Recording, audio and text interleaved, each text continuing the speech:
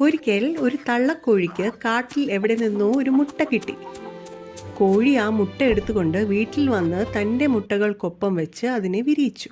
കോഴിക്കുഞ്ഞുങ്ങൾക്കൊപ്പം മുട്ട പൊട്ടി വന്നത് ഒരു വ്യത്യസ്തനായ കിളിക്കുഞ്ഞായിരുന്നു. പക്ഷേ നല്ലവളായ തള്ളക്കോഴി മറ്റു കോഴിക്കുഞ്ഞുങ്ങളെപ്പോലെ തന്നെ അതിനെ നന്നായി പരിപാലിച്ചു.